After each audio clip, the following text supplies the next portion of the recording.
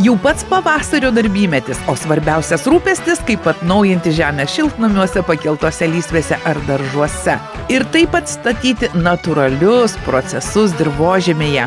Mūsų laidos konsultantė, parduotuvių tinklo Žalia stotelė agronomė ekspertė Eglė Petkevičiūtė sako, kad yra keletas variantų, kaip galime atstatyti dirvožemio derlingumą. Sveiko ir pridurčiau skanaus derliaus pagrindas ir yra žemės, kuriuose augalas augs. O pagerinti anksti pavasarį tai vienas pirmųjų ir svarbiausių darbų prieš sėjant ar sodinant augalus. Išnešame tiek rudenį raudami nuderėjusius augalus į kompostines, atgrąžinkime tą derlingą žemę, aktyvią žemę mūsų augalam augti. Tad yra keli būdai dirvą gerinti ir turime natūralius, maistingus produktus. Pirmas iš jų, tai gal šiek tiek jau primirštas biohumusas, tai yra sliekų perdirbta organika, kurie išties yra didelis turtas ir sukuria aktyvę, subalansuotą dirvą, kurioje klesti ne tik augalai, bet ir mikroorganizmai, kurie padeda maisto medžiagas augalams lengviau pasiimti, juk dažnai dirvoje tų maisto medžiagų yra, jos tiesiog yra augalam neprieinamos. Svarbu paminėti, kad biohumusas nėra auginamoji terpė, jisai yra paruoštas kaip produktas pagerinti dirvą. Todėl mes jį beriame, sukasam ir dar geriau sulaistome tam, kad paskatinti tą mikroorganizmų aktyvumą, tą organiką veikti. Tad drąsiai neškitės į šiltnamius, į pakeltas lysves ir berkite į lysves.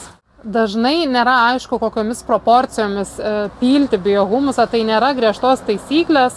Tiesiog vienam standartinio šiltnamio pusiai užtektų 10-15 litrų, o visam šiltnamiui galbūt apie 30-40 litrų biohumuso.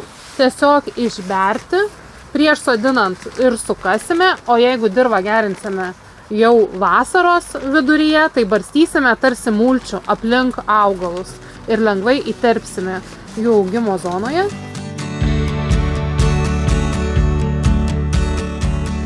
Tad, kaip matėte, naudoju išties nedidelį kiekį, tai yra itin ekonomiškas sprendimas, bet jeigu turite didesnį šiltnamį, turite uogienojus ar vaismedžius, ar net ir vėją po šios sunkios žiemos atrodo ne kaip galima biohumusų tiesiog mulčiuoti ir taip padėti greičiau atsigauti ir pagyvinti dirvos ir struktūrą ir kartu pamulčiuoti, padės ir duo piktžolių, tad biohumusas išties atgaivins jūsų augalus greičiau. Tai Eglė, dabar pakeltos lysvės, irgi labai daug jau yra auginančių ir kasmet jų vis daugėja, kurie augina pakeltose lysvėse. Tai kaip jas paruošti naujam sezonui?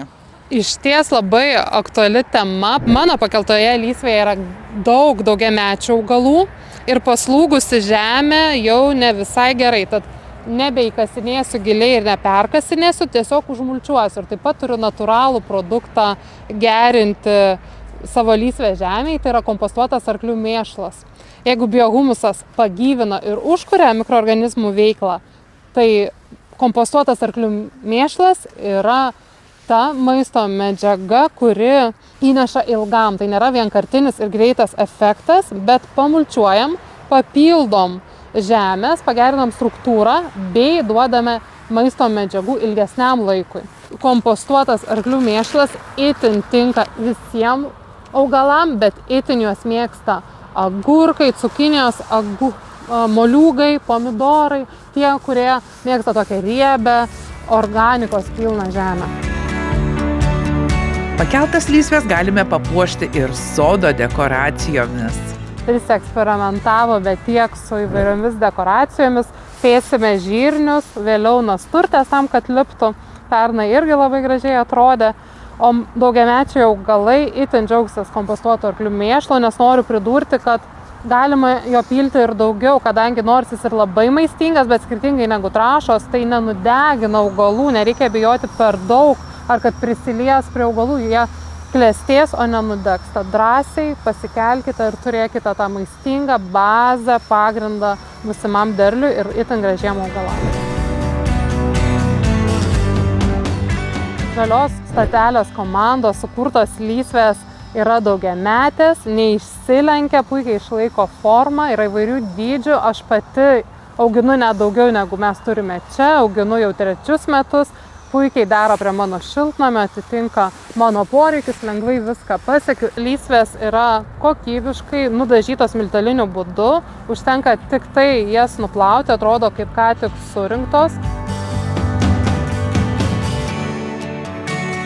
Taigi turime dar daugiau žemių, kurios yra sukurtos specialiai daigų auginimui. Plačiau, Egle, papasakokite. Ir daigų auginimui, ir išsodinimui nuolatinę vietą. Tai yra auginimo terpės pagerintos natūraliu kompostu arba biohumusu. Turime organinį kompostą sukurtą pomidorams kartu su kaulamilčiais.